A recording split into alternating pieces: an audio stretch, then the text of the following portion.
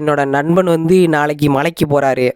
அவனை நல்லபடியாக அனுப்பி வரக்குது. நானும் என் ஃப்ரெண்டோட தம்பியும் கோயிலுக்கு போயிட்டுருக்கோம். கோவிலில் இன்றைக்கி நைட்டு மண்டல பூஜை. நாளைக்கு காலைல தான் வந்து இருமுடி கட்டி கோயிலுக்கு கிளம்புறாங்க சபரிமலைக்கு.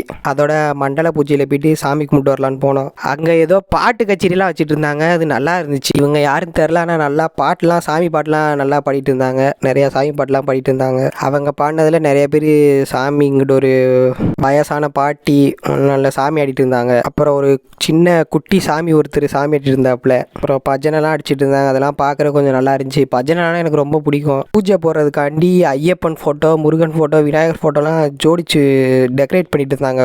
பூ வச்சு டெக்கரேட் பண்ணிட்டு இருந்தாங்க.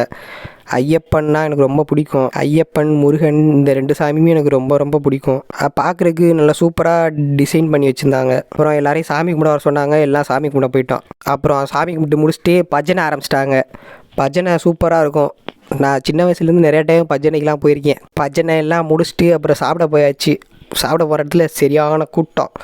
எப்படியோ அடித்து பிடிச்சி உட்காந்து சாப்பிட்டு முடிச்சுட்டு வீட்டுக்கு கிளம்பியாச்சு. வீட்டுக்கு போகிற வழியில் ஒரு பெட்டி கடை. அந்த பெட்டிகளில் போய்ட்டு ஏதாவது சாக்லேட் வாங்கலான்னு போய் பார்த்தோம். நான் சின்ன வயசில் சாப்பிட்ட சாக்லேட்லாம் ஒரு சில சாக்லேட் வச்சுருந்தாங்க. அதையும் வாங்கிட்டு அப்படியே வீட்டுக்கு கிளம்பிட்டோம். வீட்டுக்கு வந்தோன்னா லைட்டாக ஒரு மாதிரி சாப்பிட்டது ஒரு மாதிரி இருந்துச்சு. சரி அதோட பீடா சாப்பிட்லாம் அப்படின்னு சொல்லிட்டு வெத்தலை எடுத்து அதில் சுண்ணாம்பு, பாக்கு, அப்புறம் நாங்கள் வாங்கிட்டு வந்த சாக்லேட்டு, அந்த மிட்டாய் அது வந்து ரெட் கலரில் இருக்கும். பாக்கு மிட்டாய்னு சொல்லுவாங்க. அந்த பாக்கு மிட்டாயை உடச்சி தூள் தூளாக அந்த வெத்தலையிலலாம் போட்டு, அப்புறம் கொஞ்சம் குல்கந்து. இந்த குல்கந்து வந்து கமலா தேன் பண்ணை அவர்கிட்ட இருந்து வாங்கின குல்கந்து. இது உண்மையிலேயே சூப்பராக இருக்குது. இந்த குல்கந்து நீங்களும் ஒரு டைம் வாங்கி ட்ரை பண்ணி பாருங்கள். எல்லாருமே வாங்கி ட்ரை பண்ணி பாருங்கள். சூப்பராக இருக்குது. அப்புறம் அதை அப்படியே மடித்து என்னோடய தம்பிகளும் கொடுத்துட்டு நானும் சாப்பிட்டு தூங்க போயிட்டோம்.